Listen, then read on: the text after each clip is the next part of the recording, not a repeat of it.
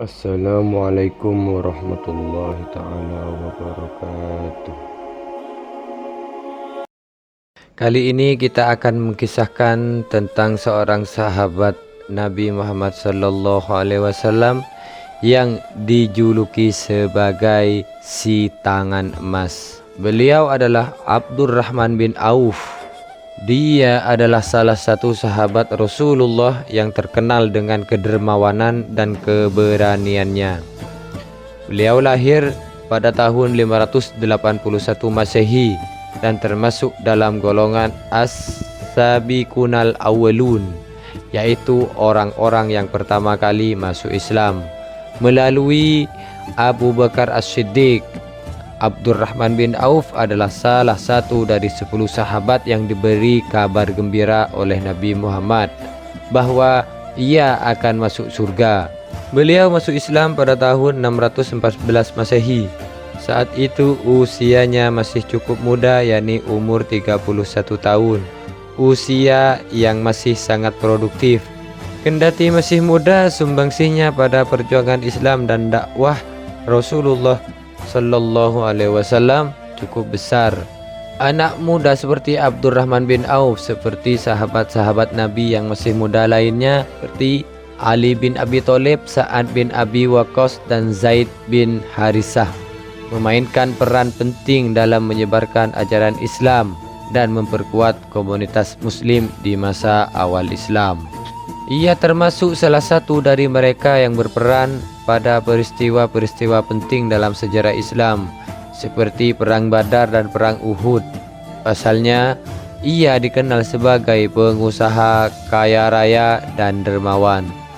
Ia menggunakan hartanya untuk membantu perjuangan Nabi dan kaum muslimin. Ketika Rasulullah Sallallahu Alaihi Wasallam berdakwah di Mekah, Abdurrahman bin Auf adalah salah satu orang yang pertama kali menerima Islam. Ia bersedia meninggalkan harta benda dan keluarganya demi mengikuti Rasulullah. Salah satu kisah yang menunjukkan kedermawanan Abdurrahman bin Auf adalah ketika ia menawarkan seluruh harta bendanya kepada Rasulullah. Hal ini dikisahkan oleh Ibnu Katsir dalam kitab Al-Bidayah wa Al-Nihayah yang bersumber dari riwayat Ma'mar dari Az-Zuhri bahwa Abdullah bin Auf pada masa Nabi Shallallahu Alaihi Wasallam bersedekah dengan setengah hartanya, yaitu 4.000 dinar. Tidak lama kemudian ia bersedekah dengan 40.000 dinar. Tidak hanya itu, ia juga menyedekahkan 500 kuda untuk keperluan transportasi, kemudian menambahkan 500 unta untuk berperang di jalan Allah. Kebanyakan harta yang dimiliki Abdurrahman bin Auf berasal dari perdagangan.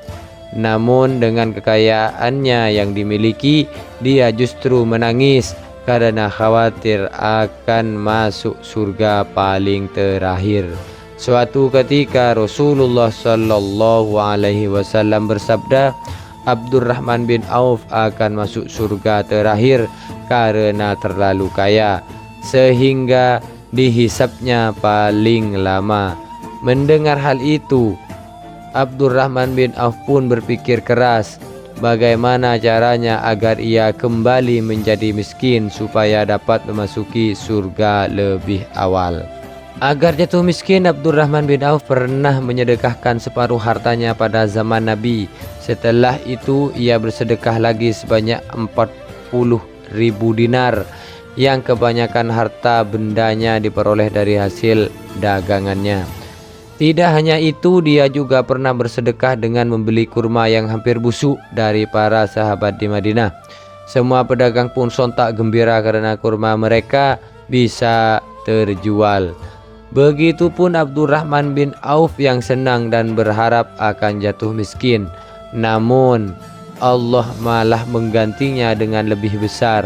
Tiba-tiba ada seorang yang datang dan mengaku berasal dari utusan Yaman. Dia memberitakan bahwa di negerinya sedang terkena wabah penyakit menular, sehingga rajanya mengutus dirinya untuk mencari kurma busuk. Menurutnya kurma busuk adalah salah satu obat yang bisa menyembuhkan dari penyakit menular itu. Akhirnya utusan Raja Yaman tersebut memborong semua kurma milik Abdurrahman bin Auf dengan harga 10 kali lipat dari harga kurma biasa. Abdurrahman bin Auf mendapat julukan si tangan emas karena beliau selalu bersedekah dan memberikan hartanya.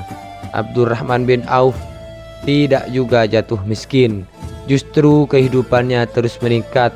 Keberhasilannya dalam bisnis membuatnya dijuluki sebagai tangan emas karena apapun yang dikerjakan selalu sukses dan membuahkan hasil yang besar. Di saat Abdurrahman bin Auf merelakan semua hartanya agar jatuh miskin, saat itu pula Allah memberikan limpahan harta berkali-kali lipat untuknya. Demikianlah untuk kisah kali ini, kurang lebihnya kami mohon maaf. Akhiran wallahul muwaffiq ila aqwamit thoriq. Wassalamualaikum warahmatullahi taala wabarakatuh.